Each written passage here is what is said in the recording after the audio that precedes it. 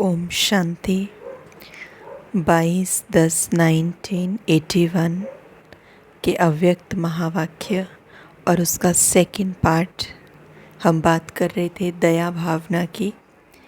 बाबा ने हमें अब तक जो फर्स्ट पार्ट में बताया वो ये था कि तुम ब्राह्मण आत्माओं का सबसे पहला धर्म है कि सबके प्रति दया भाव तुम्हारे अंदर हो। बाबा ने बताया दया भाव के फ़ायदे क्या हैं, साथ में दया भाव किन आत्माओं के प्रति हमें रखना है और दया भाव जो है जिस व्यक्ति के अंदर, जिस आत्मा के अंदर होगा उसकी निशानियाँ क्या हैं, ये हम पार्ट 1 में कर चुके हैं।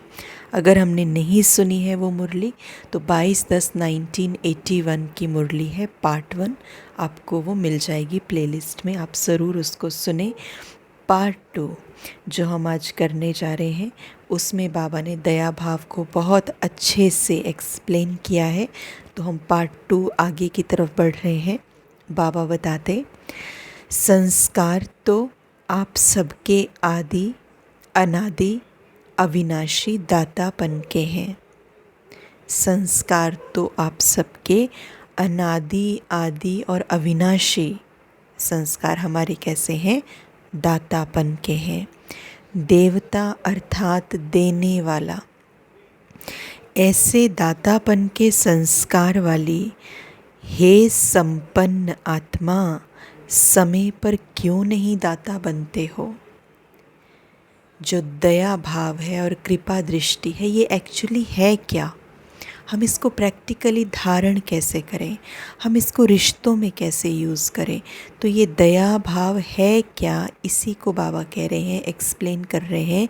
किसी पे दया करना, किसी पे कृपा दृष्टि रखना मतलब उसको देना, दातापन की स्टेज पर आ जाना। उस आत्मा को जिस चीज़ की, जिस शक्ति की, जिस गुण की आवश्यकता है वो गुण उसमें भरना, वो शक्ति उसमें भरना, देना। देवता अर्थात देने वाला। तो बाबा कहते समय पर क्यों नहीं दाता बनते हो। लेने की भावना दाता के बच्चे कर नहीं सकते। लेने की भावना दाता के बच्चे कर नहीं सकते। अब ये कोई स्थूल लेना नहीं है कि हमने स्थूल में कोई चीज़ नहीं मांगनी है, किसी से पैसा नहीं मांगना है, किसी से स्थूल सहयोग नहीं मांगना है, नहीं, वो तो जो है वो है। लेकिन बाबा इसमें बात कर रहे हैं सूक्ष्म मांगने की। ये मुझसे अच्छे से बात करें तो मैं अच्छे से बात करूं।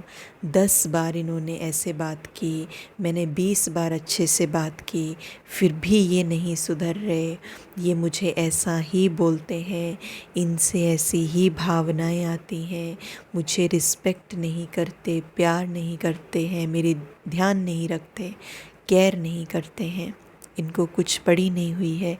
ये we are asking for something, हम मांग रहे हैं यहाँ पे। तो बाबा कहते ये जो सूक्ष्म लेना है, लेने की भावना दाता के बच्चे नहीं कर सकते।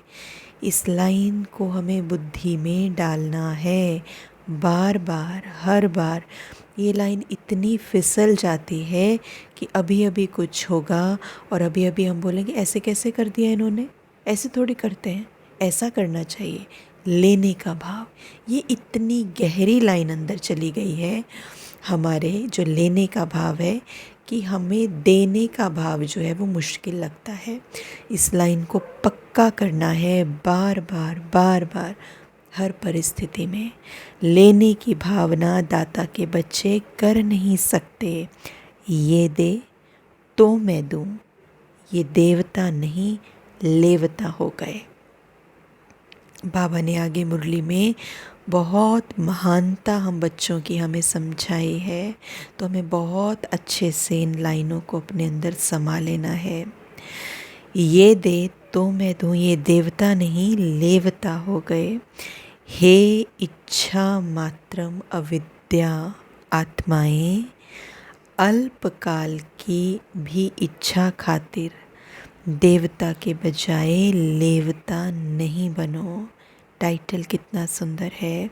हे इच्छा मात्रम अविद्या आत्माएं, अल्पकाल भी इच्छा के खातिर देवता के बजाय लेवता नहीं बन जाओ। देते जाओ, देते हुए गिनती नहीं करो, मैंने इतना किया, इसने नहीं किया। ये गिनती करना दातापन के संस्कार नहीं। कितनी गहरी लाइन है और हम कितना फ्रीक्वेंट ये करते हैं। आज से हमें संस्कार को फुल स्टॉप लगाना है, पूरा अटेंशन देना है। बाबा ने कितना क्लियरली बता दिया, देते जाओ, देते जाओ। देते हुए ये गिनती नहीं करो मैंने इतना दिया, इसने नहीं दिया, इसने नहीं किया। ये गिनती करना दातापन के संस्कार नहीं है। फराक दिल बाप के बच्चे ये बातें गिनती नहीं करते। भंडारे भरपूर हैं, गिनती क्यों करते हो? प्रॉब्लम तो एक्चुअली यही है ना। गिनती हम इसलिए करते हैं क्योंकि कहीं ना कहीं भंडारा भरपूर नहीं है, आत्मा में शक्ति नहीं है, इसलिए दिया नहीं जाता है। खुद ही अंदर दुख है, अशांति है, तो दूसरों को कैसे सुख देंगे? तो पहले तो अपना भंडारा भरपूर करना है। बाबा कहते भंडारा भरपूर है, गिनती क्यों करते हो? फराक दिल बाप के बच्चे हो, गिनती नहीं करते। सतयुग में भी कोई हिसाब किताब की गिनती नहीं रखते। रॉयल फैमिली, राज्यवंशी मास्टर दाता होते हैं। वहाँ ये बिजनेस, ये सौदेबाजी नहीं होगी। इतना दिया, इतना किया, जो जितना ले उतना भरपूर बन जाए। राज्यवंश अर्थात दाता का घर। तो ये संस्कार अभी भरने हैं। बाबा ने समझाया कि सतयुग में ये बिज़नेस नहीं चलता, सौदेबाजी नहीं चलती। बाबा ने समझाया कि तुम कौन सी आत्माएं हो, रॉयल आत्माएं, देवता आत्माएं, फराक दिल बाप के बच्चे हो, राज्य वंश से संबंधित हो, रॉयल आत्माएं हो। तो बाबा कहते इतनी रॉयल हो तो देने वाली हो ना, तो फिर ये क्यों गिनते हो, इतना दिया उतना दिया? आज तो बाबा ने स्ट्रिक्ट बना, गिनना ही नहीं है, इतना दिया।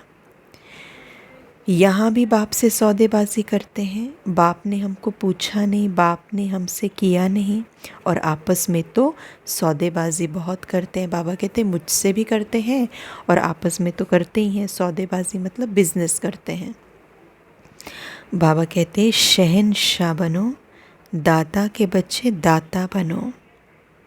इसने किया तब मैंने ये किया, इसने दो कहा तब मैंने ये चार कहा, इसने दो बारी किया या कहा तो मैंने एक बारी किया। ये हिसाब किताब दाता के बच्चे कर नहीं सकते। कोई आपको दे ना दे, लेकिन आप देते जाओ। ये मास्टर लाइन, टाइटल लाइन है इस मुरली की। ये है एक्चुअल में दया भाव, रहम भाव, कृपा भाव। कोई आपको दे ना दे, लेकिन आप देते जाओ। हम बाबा को बोलते हैं ना, बाबा ऐसा करते वैसा करते, अब मैं क्या करूं? अंदर, हमारे अंदर से उनके लिए कोई नेगेटिव भाव नहीं जाना चाहिए, क्योंकि यही दया भाव है। क्योंकि अब मैं समझ पा रही हूँ ये आत्मा कमज़ोर है, इसलिए नहीं दे पा रही। ये आत्मा अप्राप्त है, इसलिए नहीं दे पा रही।